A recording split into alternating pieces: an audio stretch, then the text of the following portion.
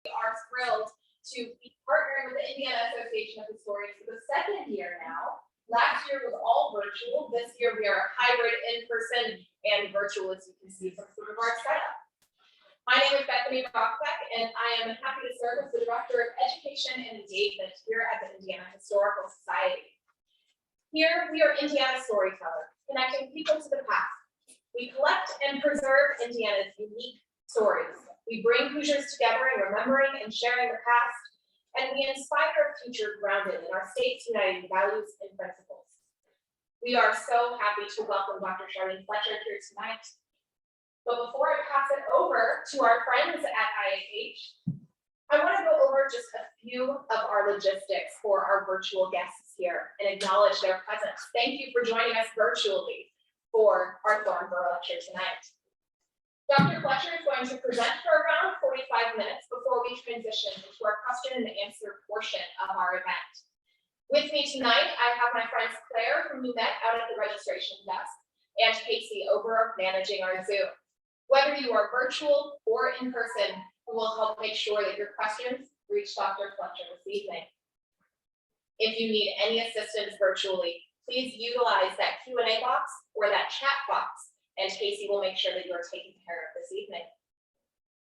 With that, it is now my pleasure to welcome Dr.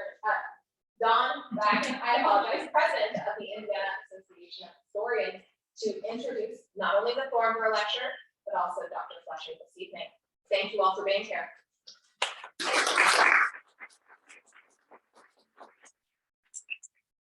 Thank you, Bethany. Good evening, everyone.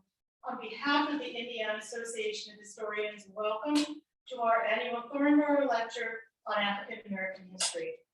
First of all, thank you to Bethany, to Casey, to Claire, to everyone at the Indiana Historical Society who does such wonderful work in welcoming us and hosting us and allowing us to present this year. And it is really exciting to be both in person and virtual. And thank you so much to IAH Vice President, POI Professor Daniela Kostrin, for all the many hours of work she put in organizing this lecture. The IAH is an association of public and citizen historians, students, teachers, professors who practice and study history in the state of Indiana. Our Thornbrough lecture is held every fall in honor of Gail and Emily Thornbrough, two sisters who made lasting contributions to Indiana history. Gail is a librarian, editor, and administrator, and Emily was a professor, researcher, and author. It is my honor to tell you that our speaker tonight is Dr. Charlene Fletcher. Dr. Fletcher earned her PhD at IU Bloomington and subsequently worked as the ACLS Emerging Voices Postdoctoral Research Associate at Brown University's Center for the Study of Slavery and Justice. She is now the curatorial director at Conner Prairie Museum. Dr. Fletcher will be speaking tonight on the subject of her forthcoming book, Confined Femininity, Race, Gender, and Incarceration in Kentucky, 1865 to 1920. Dr. Fletcher.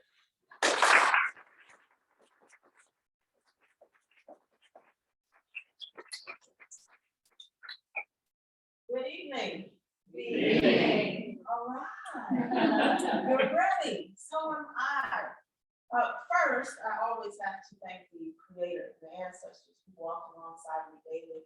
And I'm very grateful to the Indiana Association of Historians, the Indiana Historical Society, and the IUPUI Department of History for having me here this evening, just to share with you just a tiny segment of my forthcoming book.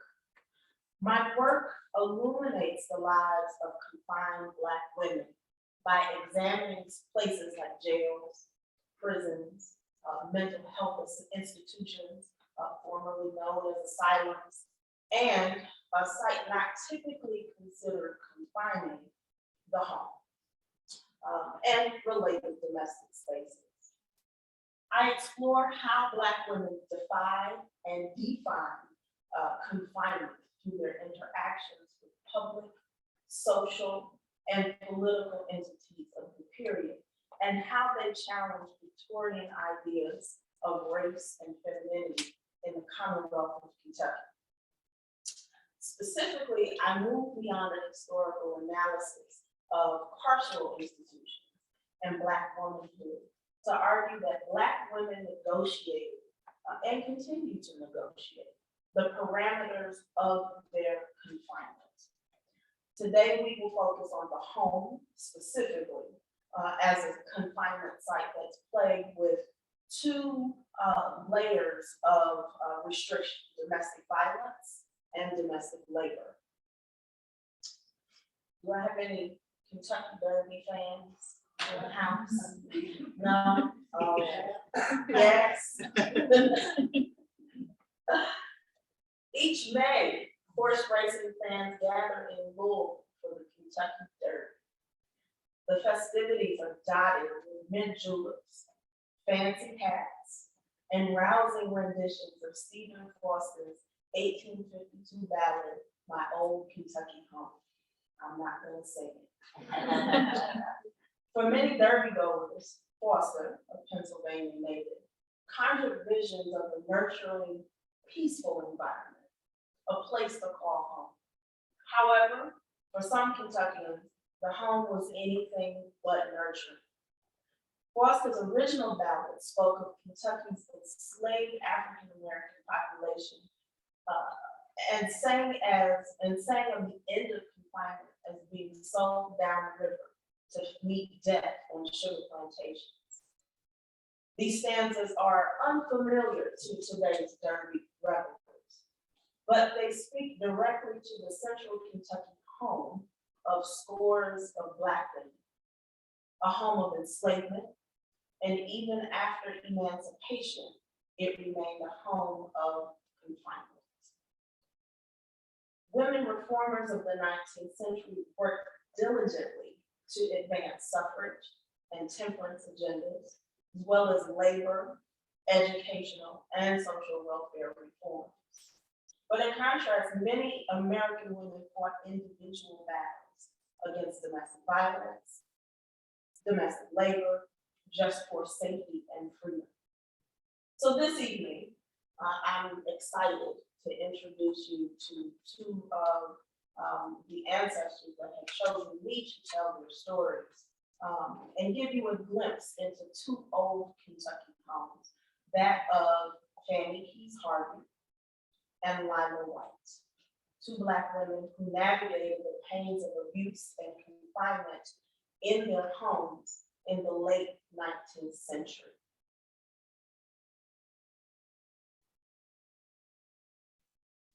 Lila White. I don't know what the B stands for. There's never, I've never found a record, an archival record that tells me what her middle name actually is. But she was born in 1875 in Lexington.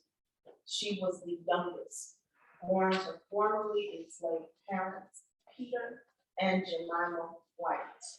I want to take a step just a step back to tell you just a bit about Peter, because he's really interesting.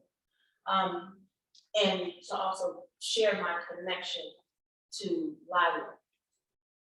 Her father was born in Mexico, and he was, in every census record, he identifies himself and his parents as being born in Mexico. He was stolen by US soldiers in the Mexican-American War, one of whom was my fifth great uncle as a result of enslavement. His name was General Leslie Combs. He was, so Peter was brought to Kentucky, identified as Negro, enslaved by General Leslie Combs. So one time before emancipation came through, and he married Jemima White, who was enslaved on a plantation in Scott County, which is outside of Lexington. She was owned by the prominent Payne family of Scott County, Kentucky. But my connection to Lila, I've always thought is really interesting because her father came to the United States, or what would become the United States, by way of Mexico. And it was because we share in slavery. So, as I said, Jemima, her mother, was born and enslaved in Scott County, and she died early on in Lila's childhood. And Peter, Lila's father, remarried within 5 years of Jemima's death. By 1890, Lila was a live-out domestic worker in the home of the Fayette County Comptroller, Frank Bissix. She lived in Lexington's East End with her father, Peter, and her stepmother, Eliza Fraser White. Lexington residents, both Black and white, considered this family to be a respectable, middle-class African-American family. Newspapers described their home as, quote, being furnished with more than the ordinary provision for comfort, end quote. Yet the material wealth provided minimal comfort for Lila as this house served as her first site of confinement. She endured regular beatings by her father, and he authorized the stepmother, Eliza, to chime in. Eliza also engaged in psychological abuse, verbal abuse towards Lila. She would also steal Lila's clothes from her wardrobe. This may or may not have been known to Peter, but nonetheless, Lila is facing a multitude of abusive situations in this place that she calls home. The couple claimed that Lila had been difficult to manage. What does that mean? She kept late hours. Her parents didn't approve of the company that she kept. But what are these challenging behaviors, and who were these questionable friends that Lila maintained? They were members of the Pleasant Green Baptist Church. This was the bitter rival congregation of the First African Baptist Church, where Peter and Eliza held their membership. Now, I don't know about you, but my father would just be excited for me to go to church, let alone pick a specific one, right? But this is where they held their membership, and there was a long-standing, these were the First African Baptist was the very first church, Black church west of the Allegheny Mountains, and they purchased land with the assistance of white ministers before Kentucky even joined the Union in 1792. There was a schism. Land was purchased and it split into two separate churches, Pleasant Green, First African Baptist, and to this day, the rivalry is not as tense, but there are discrepancies when members of both congregations tell that history, tell the story of that history. So Lila wanted to go to Pleasant Green. Her parents go to First African. But Lila's membership and participation in this congregation was one of the ways that she challenged the confines of her home and tried to negotiate the parameters of her freedom. On Sunday, January 18th, 1891, Lila set out for morning worship at Pleasant Green, openly defying her father's order to attend First African Baptist. Upon her return home, Peter and Eliza administered their last brutal beating of Lila, just for her attendance at this rival church. Lila arose the following day, still battered and bruised from the previous evening's beating. And as she prepared for work, she emptied a 4-ounce vial of arsenic into the family's coffee pot. And she went on about her day. Peter and Eliza sat down to enjoy breakfast, and at the time they were being visited by Eliza's brother, Daniel, and his wife, who was also named Eliza. They were visiting from Louisville. And shortly into the meal, Peter, Lila's father, began complaining of stomach illness, and he retreated to the yard and began violently vomiting. Both women also began to complain of similar issues, the stepmother and the sister-in-law. Daniel Fletcher, he retreated to seek the help of one of Lexington's Black physicians, Dr. P.D. Robinson. Daniel assumed that he avoided the poisoning, but after returning to the house with the doctor, he too fell ill. Dr. Robinson administered milk, albumin, and lard. Those were the standard antidotes for arsenic poisoning in the 19th century. But within 40 minutes of Dr. Robinson's arrival, Daniel was dead. His wife soon followed. Eliza White, the stepmother, was the only household member well enough to lead the police and Dr. Robinson to connect Lila to the arsenic in the coffee grounds. As I said, Lila's father, stepmother, they survived. However, Daniel, the uncle, and his wife did not. So Lexington police officers made their way to the home of the comptroller, Frank Visix, Lila's employer, to arrest the 17-year-old girl for 2 counts of murder. Lila was remanded to the Fayette County Jail during her trial. Her trial was very interesting. She had 2 hung juries, 1 mistrial, but the Commonwealth's attorney, he was a man by the name of C.J. Bronson, he kept pushing. For some reason, he was pressed to go after this 16-year-old girl. And so she finally takes a plea for a manslaughter conviction, and she was sentenced to 15 years in the old Frankfort Penitentiary. During her time in the Fayette County Jail, she met, presumably for the first time, Fanny Keys Hartley, whom she would later be reunited with in the Frankfort prison. Before I go on to the next slide, initially when Lila concocted this plan to poison her relatives, it wasn't to kill them. She wanted to make them sick, and she says this in her deposition. She wanted to make them sick so that the beatings would stop, right? So when she went to the apothecary, she asked for a small package of rough-on rat poison. But because she wanted such small quantities, the pharmacist said that he couldn't give it to her. But what I can do is give you a really tiny vial of just straight arsenic.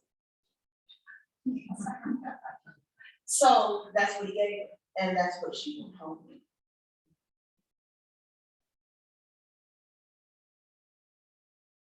So she likely met Fanny Keys Harvey for the first time in the Fayette County Jail. Excuse me, Fanny was a bit older by 10 years than Lila. Fanny was born Fanny Keys in Bourbon County, Kentucky in 1865, and by 1880, she was a 15-year-old live-in domestic for the Keys household, a white Bourbon County family. After the Civil War, employment in Kentucky's urban centers was scarce, and newly arriving migrants faced significant competition from long-standing residents seeking work and high unemployment rates. Economic opportunities in rural areas were just as bleak, as Black agricultural laborers faced pressure to find employment under Kentucky's new vagrancy laws. Vagrancy had originated as a criminal statute from England's poor laws, and the law encompassed offenses such as drunkenness, prostitution, disorderly conduct, panhandling, trespassing, all designed to target the poor and working class. Other Southern states passed similar statutes as a way to control the movements of recently freed African Americans. In 1869, Kentucky passed its vagrancy laws, but these laws also permitted the sale at auction of people charged with unemployment and homelessness for indefinite periods after the Civil War, after the passage of the 13th Amendment, which outlawed slavery. those who violated these vagrancy laws in the Commonwealth of Kentucky faced the real possibility of being sold back into servitude. Scarce employment and opportunities made it easy for law enforcement to arrest and confine newly emancipated people throughout the Commonwealth. Many rural Black laborers thus turned to sharecropping, domestic work, and other labor contracts with white farmers and white households to avoid what was essentially a return to enslavement.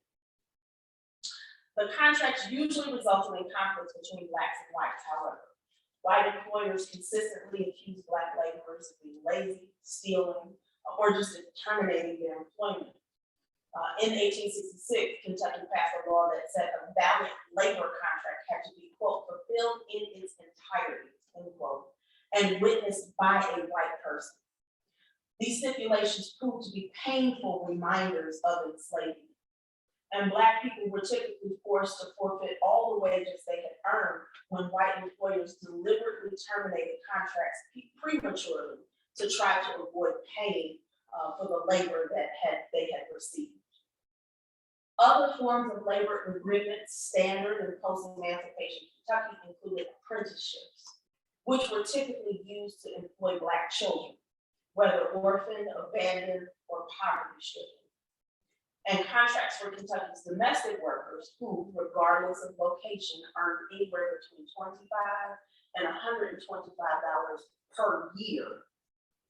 Contract workers not only complained about their low wages, but also spoke of 8-day weeks, meaning they're being worked consistently throughout the week. In addition to abusive treatment.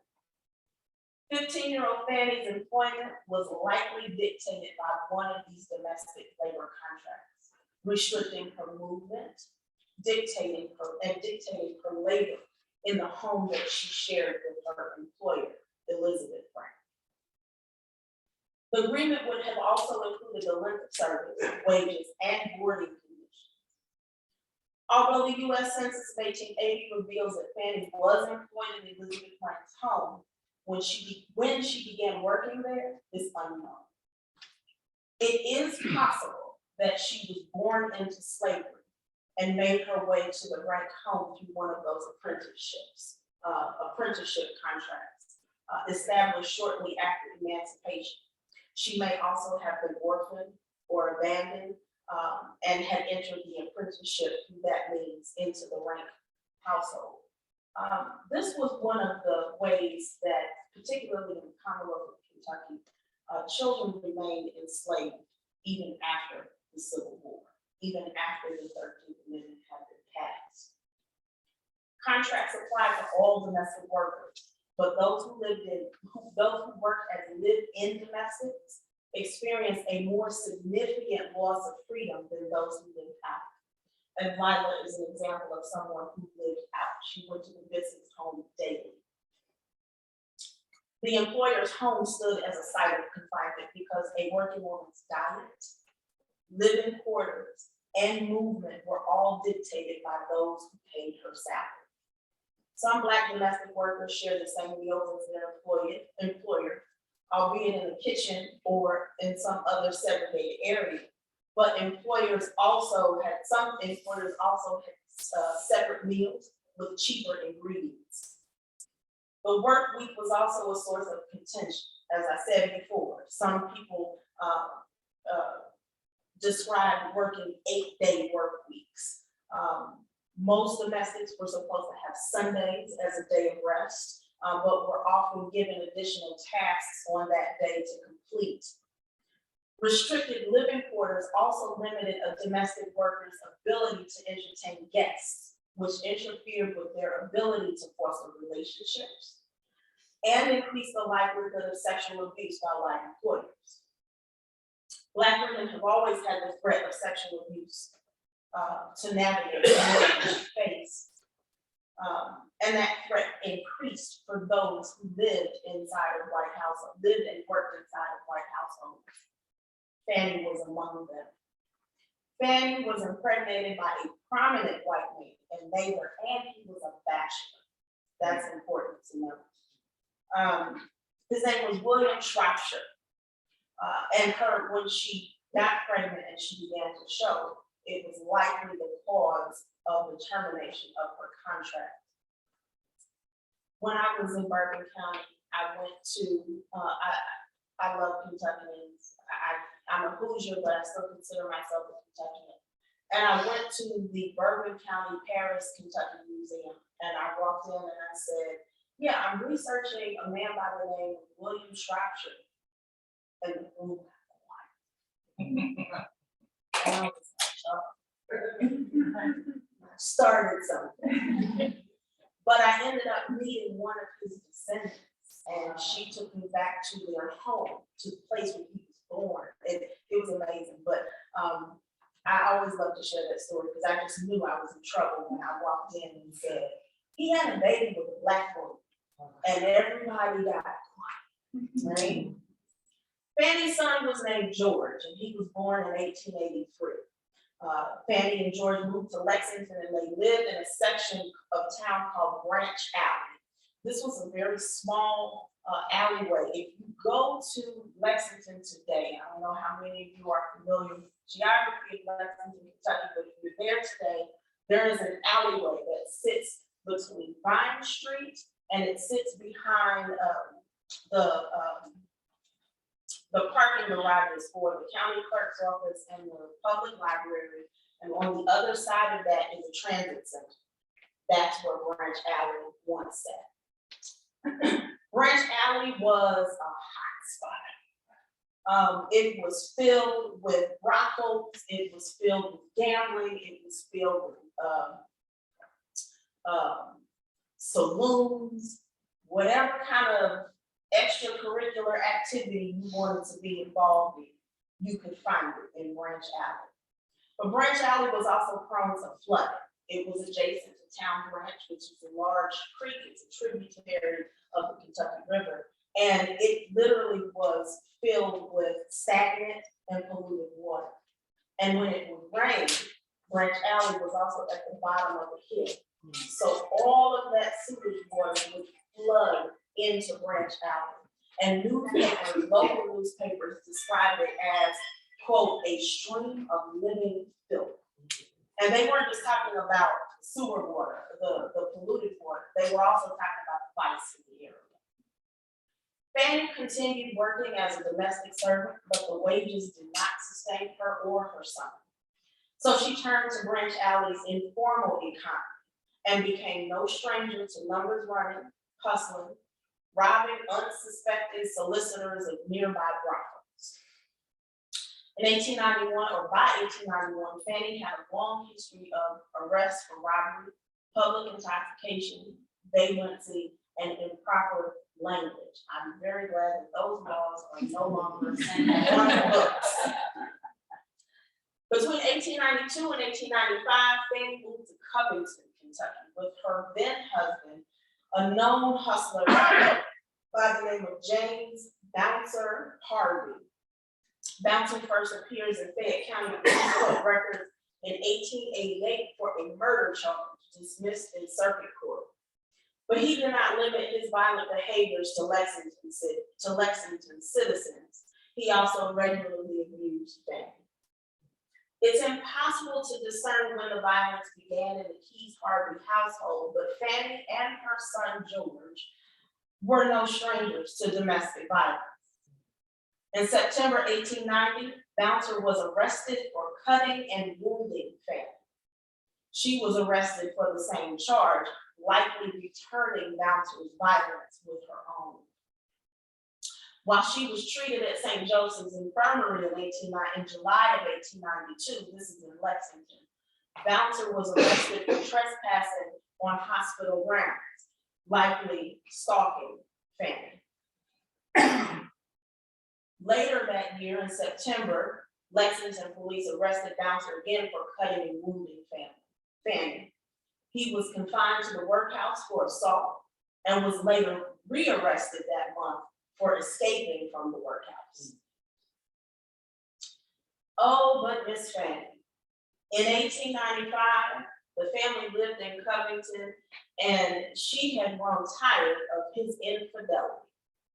she had picked up a charge of burglary, robbery, and she was confined in the Kenton County Jail. So this is Covington, Kentucky. As she's being released, her husband and his mistress of the night are on their way into the Kenton County Jail for public intoxication. So as she is on her way back to the residence, to the room that they shared, word on the street is, Miss Fanny, your husband just passed you down to the jail. So she turns around and she goes back to the jail and she asks the jailer, how much to bail him out? What's $1 now? Let him out. I have $1. Let him out. Because whatever you plan to do to him is nothing to what he has coming from me. And they let him out. So as they're walking back home, she didn't let on to anything, and they go up to the room, and he's drinking as usual, and he sat in his chair, and he finally realized, A, she knows, and B, I'm in trouble. So he jumps out of the second story window because Fanny was ready to cut him with a straight razor. So he jumps out the window, and of course, if there's a Black man jumping out of the window in 1895, Kentucky, it catches the attention of the police, right? So the police rush the room, and there's Fanny. She's upset. She's tired, right? She's tired of going through this. So police officer John Mauer arrived on the scene, and he attempted to physically restrain her. He didn't attempt to, he did. He manhandled her. She pulled that razor from her brassiere, and she sliced his ear off the side of his face. She was sentenced to 5 years for malicious cutting and was remanded to the Frankfurt prison, where she reunited with Lila White, who again had been admitted in 1892 to serve that 15-year sentence for manslaughter.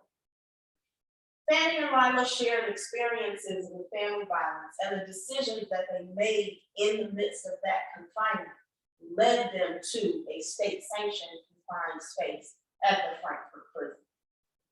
Although these two women, Fanny and Lila, came from two very different walks of life, rural and urban, working and middle class, informal and formal economies, their confining homes is what placed them on similar trajectories.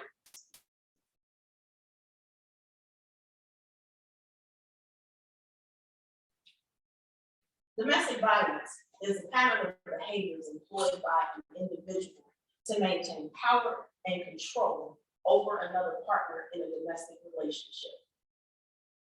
The term conjures thoughts of sexual or physical violence, but it can also include psychological and emotional abuse, economic deprivation, which takes us back to make correlations to issues with domestic labor in the 19th century. Oh, Siri, be quiet.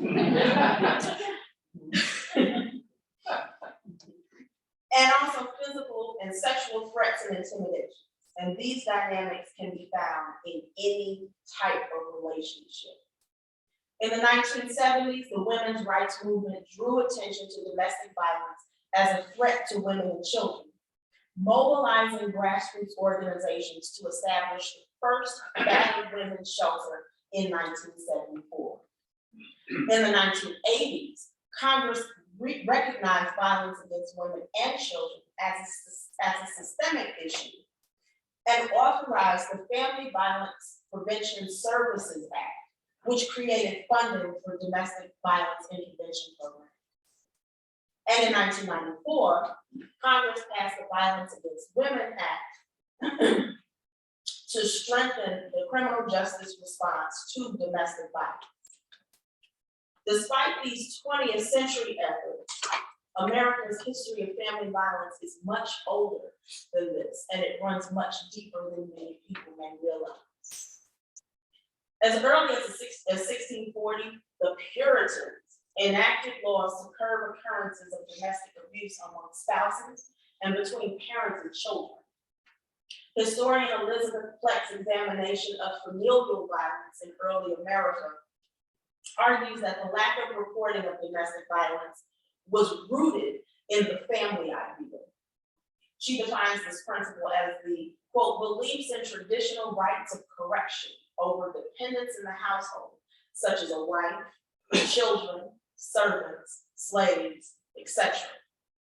An ideal of family merit and marital unity, harmony, stability, and the ideal of family privacy. So again, these are traditional rights, but notice the first thing she says is that you have traditional rights of correction over dependents in the household, such as a wife. So this pertains to men, right? Patterns of abuse in the historical record are often difficult to trace due to a lack of reporting and prosecution. And that's a trend that continues right now in the 21st century. Antebellum temperance reformers were the first to draw attention to domestic violence, focusing solely on eliminating access to alcohol to control male violence. Still, these advocates failed to devote any real attention to the needs of those who were surviving the violence. Women's rights activism developed out of this crusade in the 1840s and 50s, pushing for divorce rights for women and providing a legal apparatus for domestic violence victims to flee their marriages.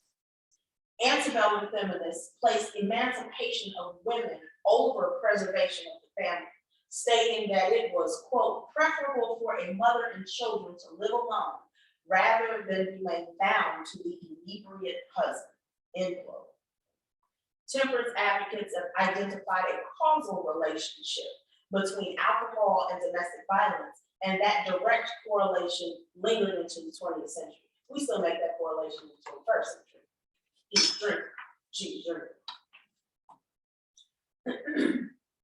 Antebellum legal measures allowed women to address and confront the perpetrators in court via divorce proceedings and public shaming of the perpetrators. Still, those options were not available to all women. By 1876, lawmakers fully embraced a law and order approach to controlling domestic violence, but it was as a method for controlling lower classes, not to protect victims' rights. In Maryland, New York, and Illinois, legislators drafted bills to use the whipping post as a preferred method of punishment for quote unquote wife beaters. The first whipping post bill was passed in Maryland in 1884, but critics were concerned that this method of punishment would become a feature of vigilante justice. Instead, it picked up interest in state legislatures as the best way to address the criminality of African Americans. By the 1920s, reform efforts had failed and family violence cases were handled separately, spouse and child, to preserve the family relationship. But not all women who experienced familial violence had access to legal measures to ensure their safety. Newspaper accounts surely didn't consider Fanny and Lila's experiences with violence in the home, and they weren't even regarded as victims of anything. They were instead viewed as the she-devil, a modern-day Borgia, and colored Amazons, all terms to use to vilify and criminalize Black women in the 19th century. And it's not far off from many domestic violence cases that exist in the 21st century. But Lila and Fanny's stories introduce us to two additional forms of resistance: reciprocal violence, which is what you see with the arsenic poisoning, and Fanny's retaliation with her husband, and truancy.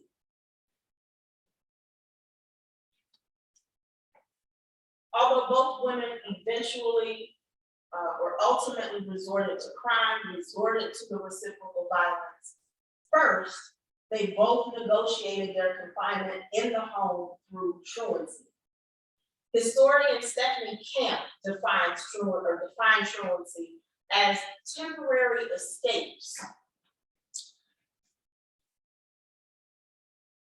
from oppressive regimes that compelled enslaved people to work as drudges for most of their lives and intended to limit the time for and means of independent activity. Truants would periodically run to neighboring plantations, swamps, or wooded areas for brief periods, overnight, and up to several weeks, only to return to the original place of captivity.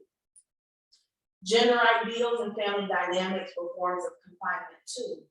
Some women stuck with truancy rather than becoming permanent runaways, mainly because of the stigma placed on women who abandoned their children and the importance placed on the familial duty in relationships of Black womanhood. So when we talk about freedom and freedom seekers and at Carter Prairie, there's always a conversation about the Underground Railroad. While people are going various directions, because not everybody went north in search of freedom, you also have a segment of folks who are not necessarily committed to that long journey towards Canada or to Mexico or to the north in general, but you have folks who are stealing away just for a brief moment, and it gives them a respite. They may return to a whole host of consequences when they return to that confinement space, but they are in search of a respite. And so, although Stephanie Camp's discussion of truancy is rooted in enslavement in the antebellum South, it certainly applies to the lives of Fannie and Lila in Gilded Age, Kentucky. In both cases, Fannie and Lila remained silent to the authorities about their abuse. Lila endured those regular beatings from her parents. They claimed that she was difficult to manage, but Lila lived with this confining force of domestic violence in the home, and her truancy manifested as in the late nights that she spent in the employer's home. While she was at the employer's home, she learned to read, she learned to write. Her attendance at Pleasant Green Baptist Church was another temporary escape from the confinement that she experienced at home, providing those brief opportunities to worship and commune in a space of her choosing, independent of her abusers and the definitions of respectability that they imposed on her. Fannie's reports of abuse would have likely fallen upon deaf ears for no reason, no other reason than her reputation as a criminal. Law enforcement responded to calls of violence between Fannie and Bouncer, which resulted in dual arrests. And Fannie's engagement in Lexington's informal economy resulted in a whole series of arrests, which she just amassed this continuous rap sheet. Still, that may also have served as her method of truancy, a temporary respite from a home with Bouncer filled with violence. That informal economy also served as a means for her to provide for herself and George. So as you can see, Fannie and Lila engaged in various forms of truancy before engaging in reciprocal violence. And again, they were subsequently sentenced to the old Frankfurt prison.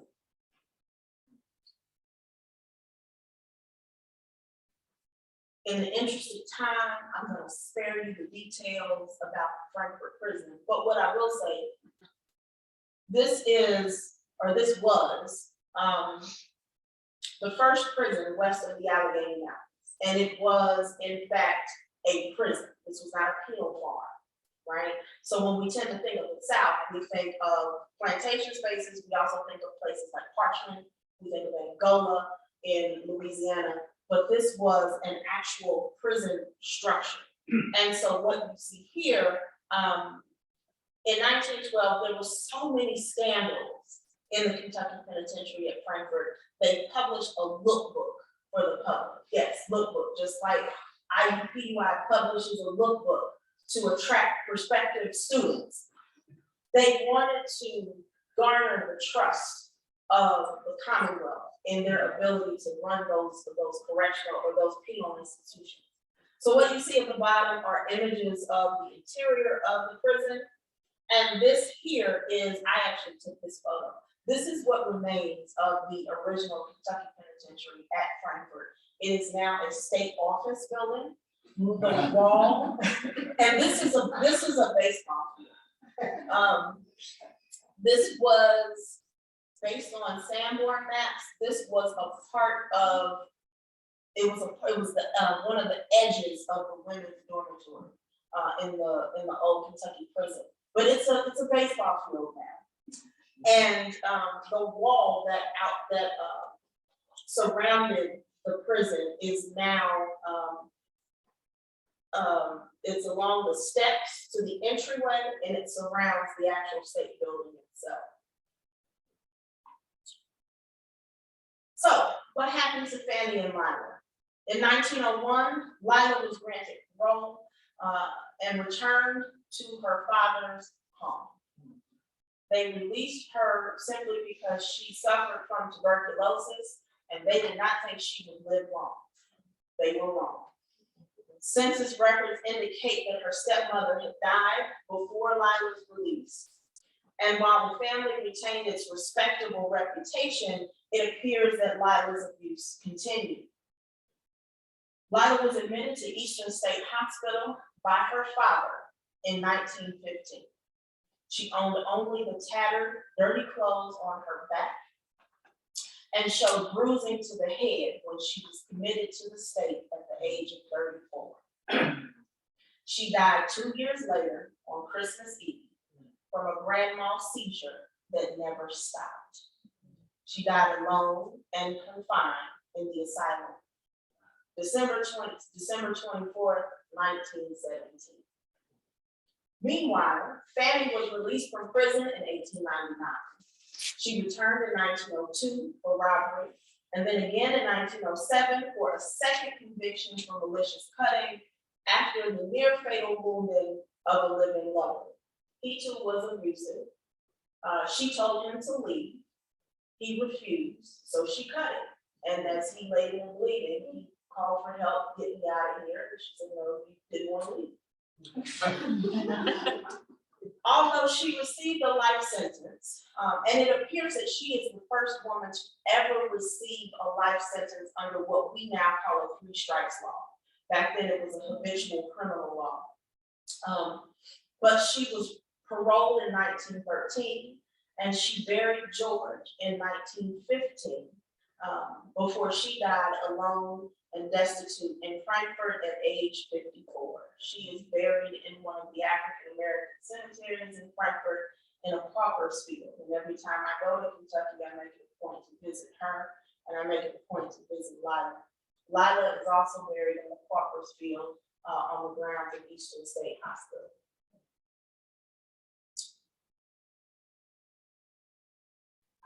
More than a century has passed since they left this earth. And while great strides have been made concerning domestic violence prevention and protection for those who have experienced it, I ask you, for whose protection? According to the National Coalition Against Domestic Violence, on average, nearly 20 people per minute are physically abused by an intimate partner in the United States. For 1 year, this equates to 10 million women and men. 1 in 4 women and 1 in 9 men experience severe physical violence, sexual violence, stalking, with impacts such as injury, fearfulness, post-traumatic stress disorder, use of victim services, and the contraction of sexually transmitted infections. On a typical day, more than 20,000 phone calls are placed to domestic violence hotline nationwide. Intimate partner violence accounts for 15% of all violent crime. In 2014, a national report indicated that 28% of American women experience rape, physical abuse, and stalking by an intimate partner. But that number is higher for Black women. It's at 44%. According to the ACLU, nearly 60% of people in women's prisons nationwide have a history of physical or sexual abuse before incarceration. Mandatory arrest policies for domestic violence disproportionately affect women of color and low-income women. In a New York City study, survivors arrested along with their abusers, we call those dual arrest cases, or detained as a result of a complaint lodged by their perpetrator, we call those retaliatory arrest cases. Of those cases, 66% were either African American or Latina, 43% living below the poverty line, and 19% were receiving public assistance. Again, I acknowledge our strive, but for whose protection? The home should be a warm space that provides a respite from long laboring days, comfort from the world's troubles, and safety from the dangers that you meet along life's journey. Tonight, I've demonstrated how the home could also be a site of confinement through the toils of domestic labor and the pains of domestic violence. Lila and Fanny's stories are much older than the domestic violence movement or the women's rights movement. They did not have access to the resources available today. And their stories remind us that family violence isn't always confined to marital relationships. It also gives historians new perspectives on identifying and examining survivor stories in the archive. Lila and Fanny's stories are among countless others who have experienced family violence, but whose stories have been overlooked or unexamined to date. These voices are significant in revealing how survivors established agency and encourage historians to reconsider concepts such as gender, kinship, violence, and resistance. More importantly, these stories remind us that family violence has lurked in the most unexpected places and takes many different forms. These stories should encourage us to take a critical look as to how we define family violence, how we work to eradicate it within our communities, and how we foster healing environments, because that's what's key, is healing.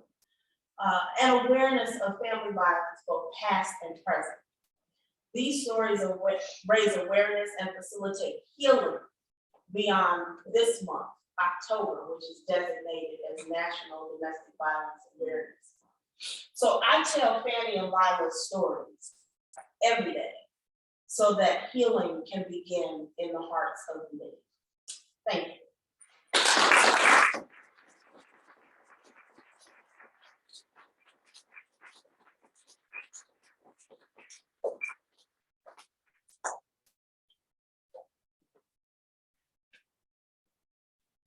All right, we're going to transition over to our question and answer portion now. We have a couple that have come through online, but if we have any here in person, we'll open up to that first. Right back here. Yeah, so, I have a question. In your work, how do you say that generational consequence of domestic violence at home without the presence of alcohol? Typically folks look for the physical violence, but what oftentimes you see, and for folks who don't know, there's several people in the room who know my background, but before I came home to Indiana, I spent more than a decade working in the criminal justice system in New York City. I ran one of the largest at the time prison reentry programs on the Eastern Seaboard. And one of the significant things that you see is emotional abuse. And that it typically with these relationships, whether it's familial, whether it's intimate relationship, it begins with that emotional abuse and it escalates. So the violence does not happen on day one. So yeah, you definitely see it, and you see those patterns passed down from generation to generation. I saw my mother, I saw my father go through this, I saw my father do this, or I know this happened. So you definitely see generational. So you think it's rooted in slavery? Or it's just, it crosses racial ethnic lines. I've heard that too. It crosses racial and ethnic lines. I would argue that it's, of course, enslavement is part of it, but it's rooted in patriarchy. So again, when we go back to historian Elizabeth Fletcher and her assessment of the family ideal, again, the first thing it says is having the ability or the power of correction over dependence in the home. And immediately, first thing that she puts out there, wife, children, servants, slaves. So it's a male prerogative to maintain order in that household. And so I would argue that slavery, yes, is connected, but it's rooted in patriarchy. One of our online questions is, Lila's oppression was that of her parents mistreating their child, whereas Fanny was that of a domestic partner mistreating her. Do these differences in experiences affect how justice officials perceive them at the scene of the crime or later when they entered the correctional system? Yes. Specifically for Lila, I mentioned that she had 2 hung juries and a mistrial, and then you have the conviction. The reason being is that, one, people just couldn't believe that she did this. That's number one, because everyone's, oh, not Lila, White, not that family, they're upstanding, they're respectable. But she was also 16 years old. And so not only would they have to grapple with the fact that she actually poisoned her family, they would also have to challenge their understandings of respectability and their assumptions about this family, because he is abusing his daughter, right? So 2 hung juries, they just couldn't believe it. And they also commented on her appearance.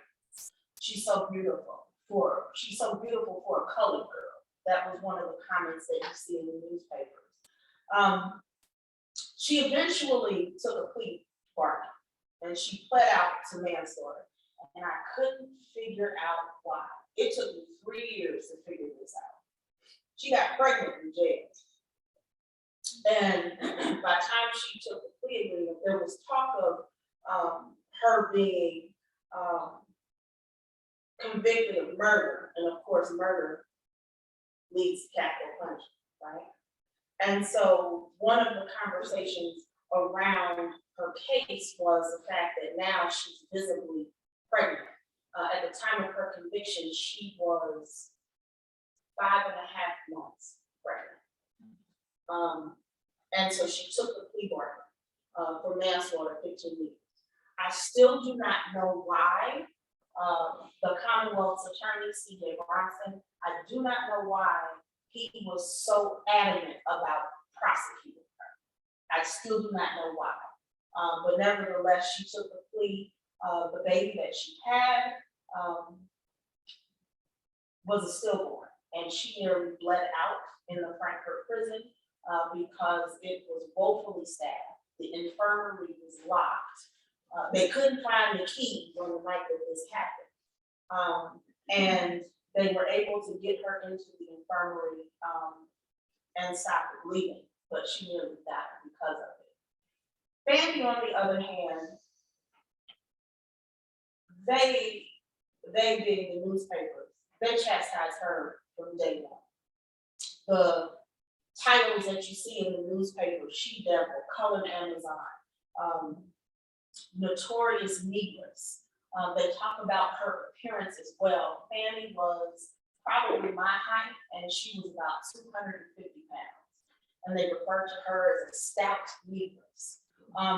Between her description and the fact that she has this long rap sheet, most of what was happening in her life would have fell on deaf ears to me.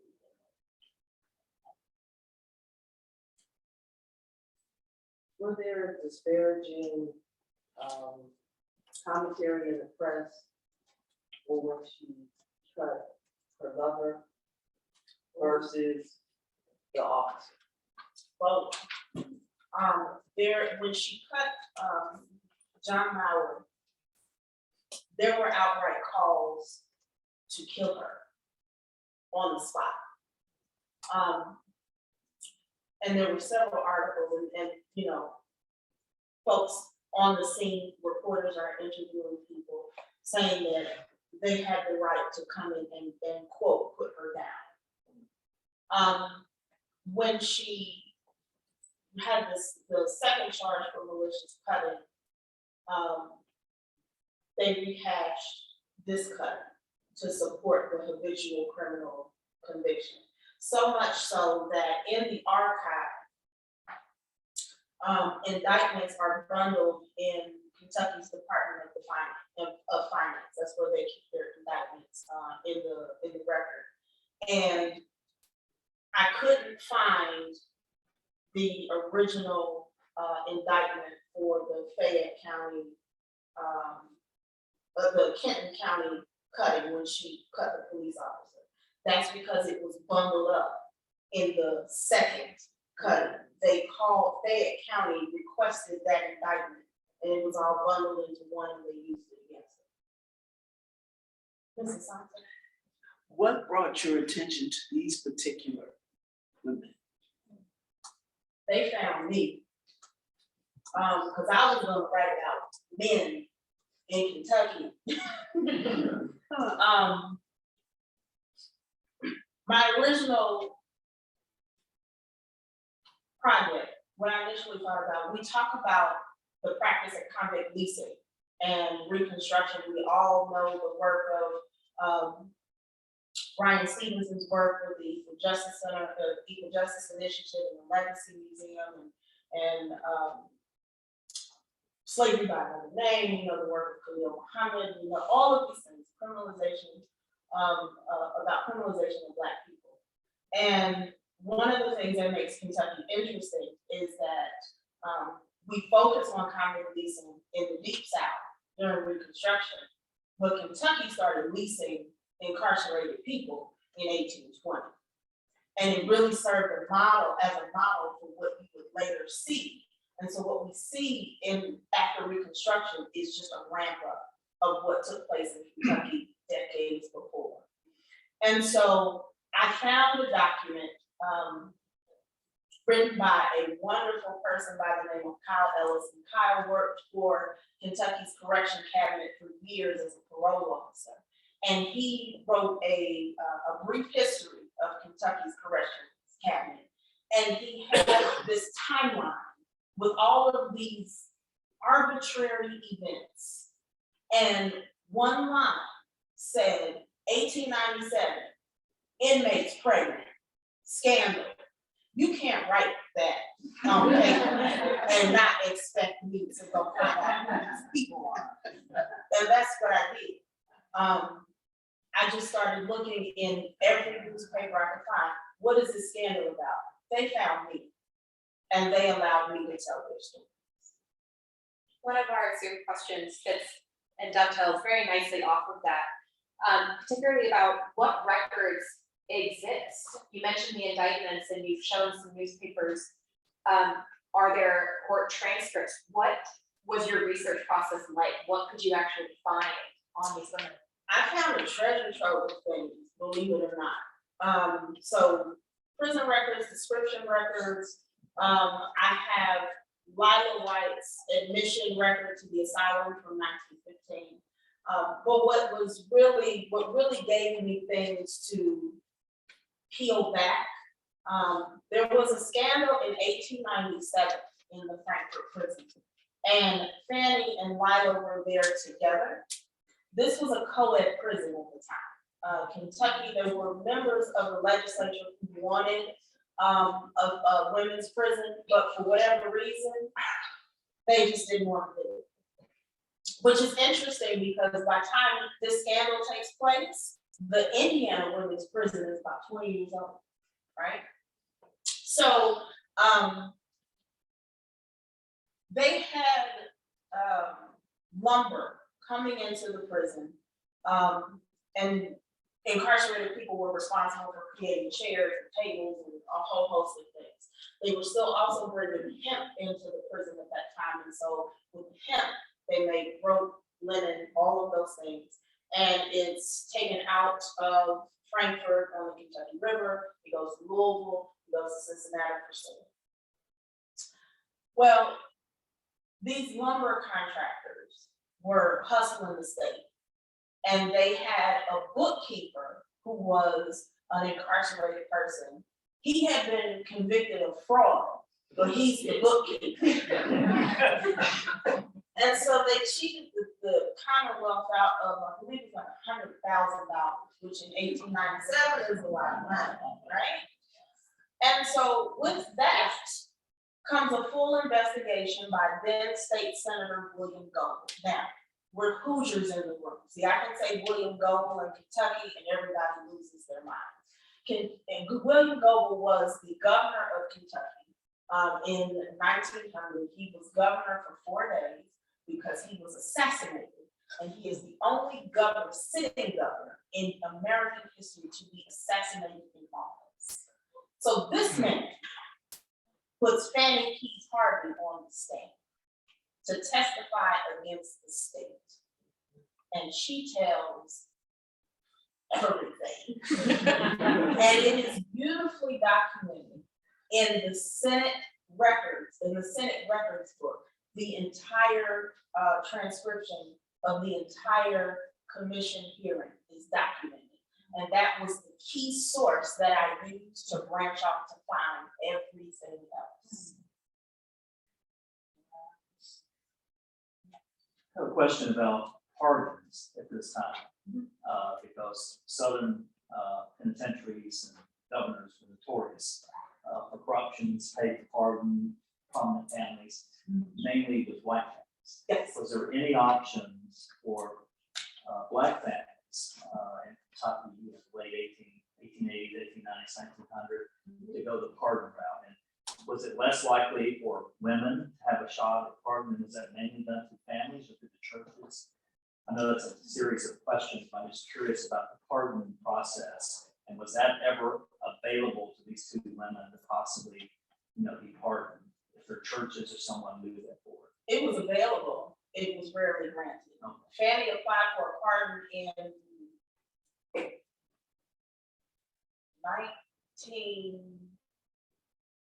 1912, I believe, if I remember correctly, 1912. It was denied. So much so that when you apply for a pardon, you have to put in an ad in the newspaper saying so-and-so is going up for this pardon. Anybody who has something to say, come on and say it. And so the announcement was made, but when you go back and look at the executive papers of, I want to say it was Governor Beckham at the time, J.C.W. Beckham, there's no listing. They didn't even acknowledge her request. So there was no petition of people that signed in her favor, and that wasn't church members or any of her family. No. And Lila was paroled. She was never pardoned. They just let her go. Because they didn't expect her to live long. But she survived that. Yeah, can you tell us more about how these stories fit into your larger work and a larger manuscript? Yes. So my entire manuscript focuses on the lives of these women. So like I said, this is just one chapter that focuses on the home. And so the overarching argument is that what I want folks to do is to rethink freedom. Folks are not necessarily looking for this land of milk and honey. They're looking for a potential respite from what could be weighing them down. And so I look at those carceral spaces as forms of confinement, but I also expand this idea of what confinement actually is, to look at places like the home, to look at motherhood as a form of confinement, to look at mental health and even death as a form of confinement, but also death as a form of liberation. And so I place these women's stories into a broader context, analyzing how they make decisions about the response to violence, how they navigated time in prison, how they navigated motherhood in these spaces. And sometimes the sources are sparse. I mean, we know this as historians, especially when we're talking and researching the lives of women of color. And so what I do, especially when we talk about motherhood, I place those sources in conversation with African American women's literature. So folks like Toni Morrison, folks like Alice Walker, to really hash out those nuances that you're not going to find written in a document that's 150 years old. Because Fanny's not creating her own archive. Someone's creating it on behalf of her, telling only bits and pieces of her story. So I tease that out and I place it into a broader context to examine what mechanisms, what methods are Black women navigating confinement. Whether they're in the Commonwealth, what does this look like in the broader picture as women, Black women are moving into urban spaces, how are they navigating informal economies? So that's the larger. My question off of Michelle's is when can we expect to see the full work? I'm sure I don't speak for myself here when I cannot wait to go on this journey with you and dive more into this. 2023, it is under contract with UNC Press. Yay! So 2023, but I will say that you can get a deeper understanding as to what I spoke about this evening. In February, we have an edited volume on University Press of Kentucky that comes out in February. You can pre-order it on Amazon. And that book is called Slavery and Freedom in the Bluegrass, and it's edited by Dr. Gerald Smith.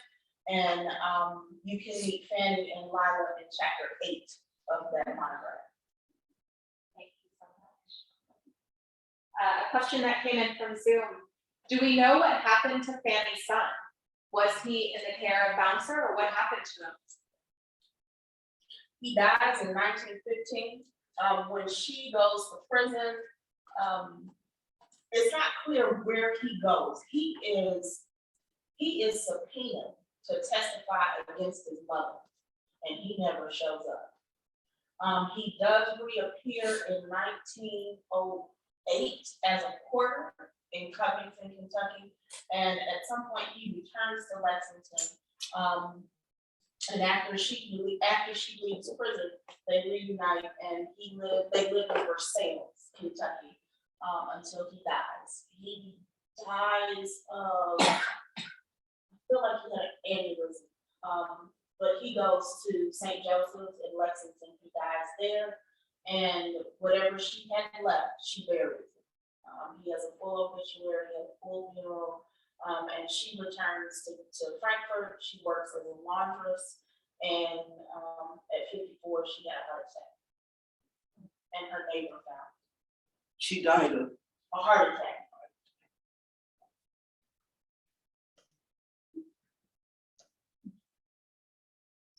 Do we have any other questions tonight? I actually have a question about her death, and I think you said you went to her grave, and it's Author's grave. Is it identified with a marker? You just know the general area. I just know she's in this And section that's of what the cemetery. So I just go and call her name.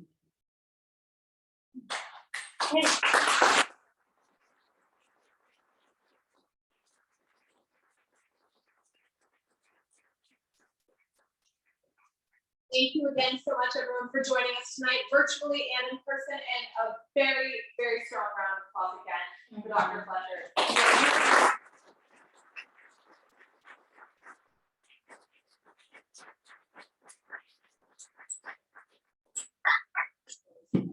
Thank you for having me. Have a safe drive home, everyone. Thank you.